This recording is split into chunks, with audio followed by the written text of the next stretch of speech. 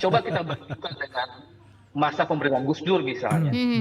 Gus Dur ketika Menko Polhukam ketika itu Wiranto menghadap dan melaporkan bahwa ada banyak bendera bintang kejora yang dikibarkan, Gus Dur ya merespon biasa-biasa saja.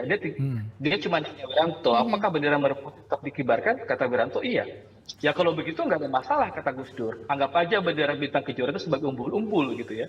Mas Herdi, ini kan lagi ramai ya soal pengibaran bendera One Piece dan bendera merah putih begitu, dan juga banyak juga yang malah menyandingkan, malah kalau sebenarnya saya pribadi kita kenapa kok disandingkan gitu, bahwa bendera merah putih ada sebuah keniscayaan ya, bahwa simbol negara begitu, penggunaannya, pengibaran juga diatur dalam undang-undang begitu. Kalau dari Mas Herdi melihat fenomena ini seperti apa sih, Mas?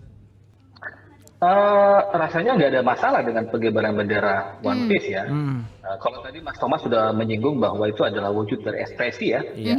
Ekspresi penggemar plus simbol dari apa yang dikatakan oleh Mas Thomas tadi sebagai bentuk perlawanan.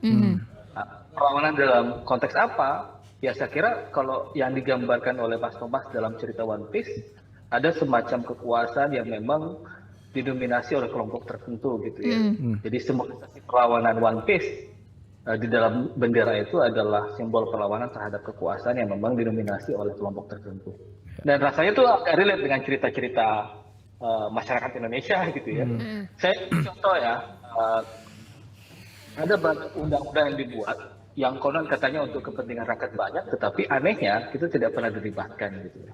Ada banyak keputusan-keputusan negara, keputusan-keputusan pemerintah sebagai contoh proyek-proyek strategis nasional yang alih memberikan ruang perbaikan hidup bagi masyarakat, yang terjadi justru adalah perampasan tanah rakyat ya, perampasan ruang hidup rakyat.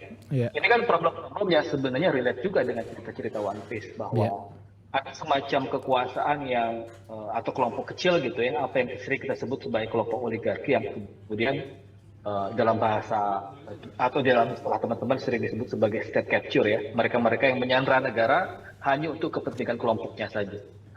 Begitu Mas. Jadi sebenarnya kalau bicara soal bendera One Piece yang dikibarkan, rasanya itu adalah wujud dari ekspresi, dan di dalam undang-undang dasar kan sebenarnya itu adalah mandatori ya. Ketentuan pasal 28E A3 itu menjamin setiap warga negara untuk menyampaikan ekspresinya secara terbuka, termasuk dalam hal simbol-simbol itu.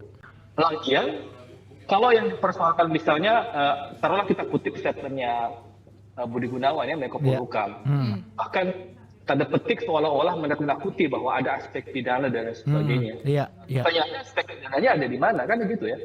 Kalau kita merujuk misalnya pada Undang-Undang 24 2009 tentang bendera, bahasa dan lambang negara, rasanya tidak ada pelanggaran, tidak ada tindak pidana yang terhadap pemasangan One Piece itu. Satu,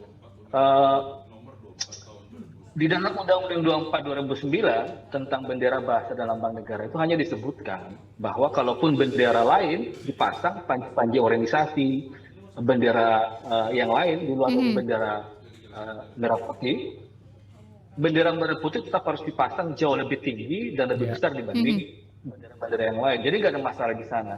Yang kedua, kita juga tidak pernah melihat atau mendapatkan putusan yang menyebut bahwa bendera One Piece adalah bendera organisasi terlarang, kan tidak ada. Dan juga bukan bendera negara lain. Jadi nggak ada masalah sebenarnya. Saya merasa bahwa pemerintah agaknya kurang ngopi ya, agak sedikit baper ya.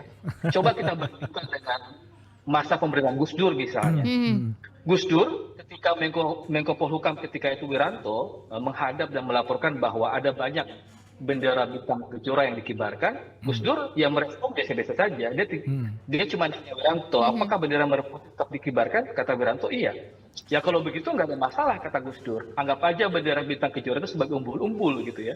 Jadi respon Gus Dur itu menandakan bahwa pendekatan yang digunakan oleh Gus Dur itu jauh lebih humanis ya, bukan pendekatan yang cenderung militeristik sebagaimana pendekatan kekuasaan sekarang gitu.